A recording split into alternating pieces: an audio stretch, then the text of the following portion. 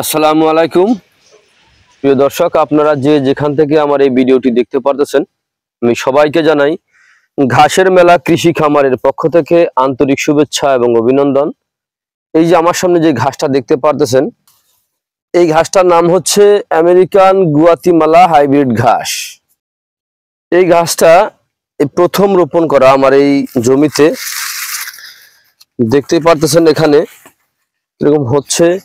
আর মূলত আমার এই জমিটায় আগে ছিল ইন্দোনেশিয়ান স্মার্ট নেপিয়ার ঘাস রোপণ করা ছিল, ওইটা তুলে তারপরে আমরা এই আমেরিকান গুয়াতিমালা ঘাসটা রোপণ করেছি।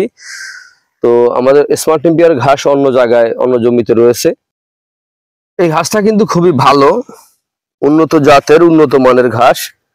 আমেরিকার থেকে আমাদের এই বাংলাদেশে এই জাতটা এসেছে, আমেরিকান গুয়াতিমালা হাইব্রিড ঘাস। দেখেন এই আমেরিকান গুয়াতিমালা হাইব্রিড ঘাসটা কিন্তু অনেক মোটা হয়, দেখেন অনেক মোটা হয়, কিন্তু পাতা হয়ে থাকে, প্রচুর পরিমাণে পাতা হয়ে থাকে। ঘাসটা রসালো বেশি। এই ঘাসটা গরু, ছাগল, ভেড়া, মহিষ সকল গবাদি পশু কিন্তু এই ঘাসটা খেয়ে থাকে।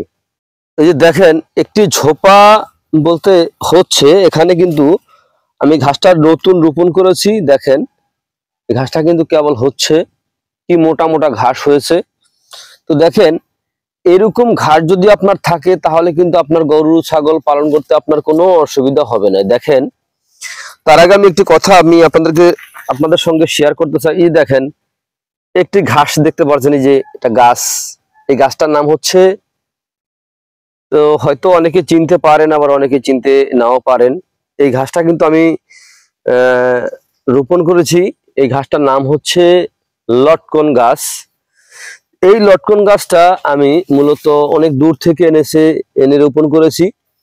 তো দেখতে পাচ্ছেন এখানে কিন্তু আমার চারিদিকে কিন্তু যে গুয়াতিমালা ঘাস রোপণ করা, তার মাঝ বরাবর কিন্তু আপনার এই যে একটি ঘাস, এই যে দেখতে পাচ্ছেন লটকন গাছের এটা কলমের চারা। এবার ফুল এসেছিল কিন্তু ফুলটা টিকে নাই, হয়তো আগামীতে ইনশাল্লাহ টিকতে পারে।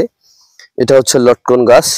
তো প্রিয় বন্ধুরা, তো আমি বলবো আপনারা শখের বশত অনেকে দেখা যায় গরু ছাগল পালন করলে এরকম ঘাস কিন্তু রোপণ করে। তো আমি বলবো ভাই শখের বশত না, আপনি স্থায়ীভাবে এই ঘাসটা রোপণ করতে পারেন, কারণ এই ঘাসটা কিন্তু খুবই ভালো হয়ে থাকে। তো প্রিয় বন্ধুরা, আপনারা যে যেখান থেকে আমার এই ভিডিওটি দেখতে পারছেন, সকলে ভালো থাকবেন। আল্লাহ হাফেজ।